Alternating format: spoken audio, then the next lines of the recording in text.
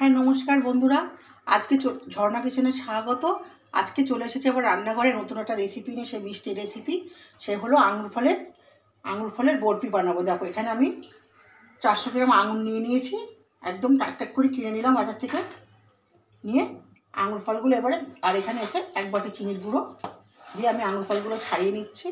নিয়ে আমি কীরকম করে আঙুর ফলের বরফি বানাবো দেখো।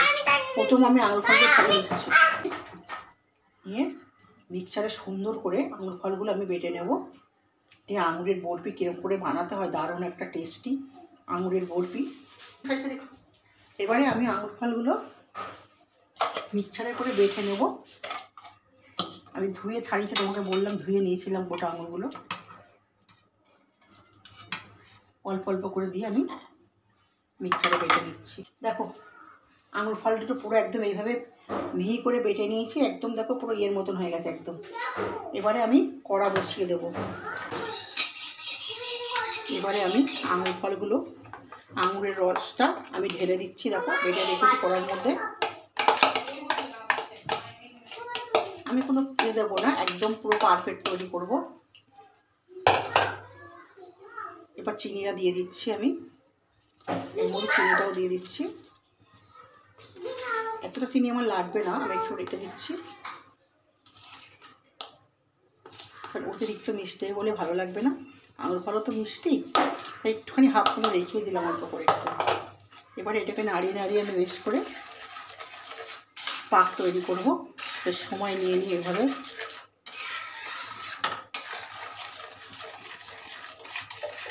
নাড়িয়ে নাড়িয়ে পাক তৈরি করবো আমি। দেখো এইভাবে নাড়িয়ে নাড়িয়ে নাড়িয়ে নাড়িয়ে সমানে আমি পাকটা তৈরি করছি। আর এর মধ্যে একটুখানি সামান্য ঘি দিয়ে দেবো, দিলে আর সুন্দর পাকটা ভালো আসবে আর খেতে খুব স্বাদ হবে।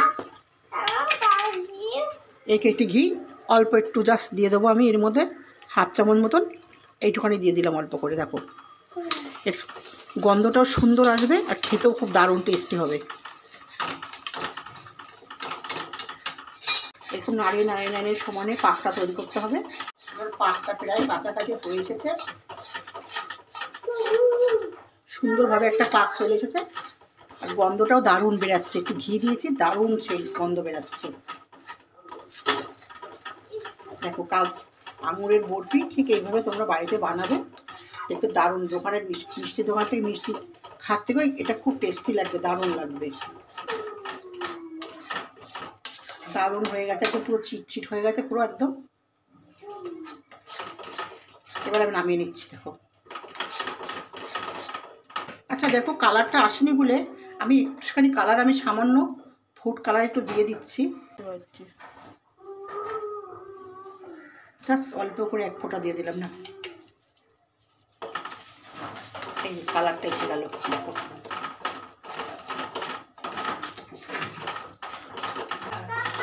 পুরো আঙুলের কালারটা এসে গেছে, আঙুলের যেটা কালার থাকে।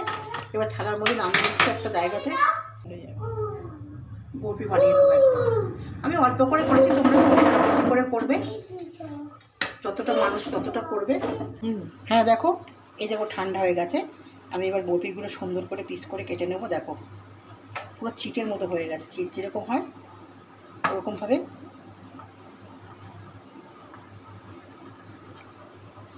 ঠান্ডা হলে মনে হয় না ছুঁয়ে চলতে পারে।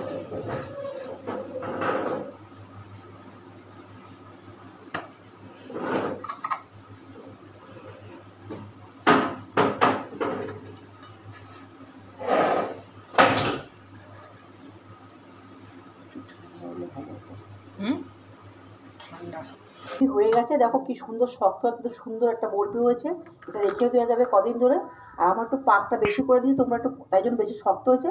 তোমরা চাইলে পাকটা কম দিতে পারো, কিন্তু দারুণ টেস্টি হয়েছে খেতে। আর আমি যেভাবে দেখেছি ঠিক সেভাবে তোমরা করবে, করে রেখে দিতেও পারবে অনেকদিন, খেতে খুব দারুণ হবে। যদি খেয়ে করে ভালো লাগে তাহলে আমাকে একটা সাবস্ক্রাইব করবে, লাইক দেবে, কমেন্ট করবে। আমার আঙুরের বরফিটা কেমন হলো অবশ্যই জানাবে, ভালো হলেও জানাবে, খারাপ হলেও জানাবে।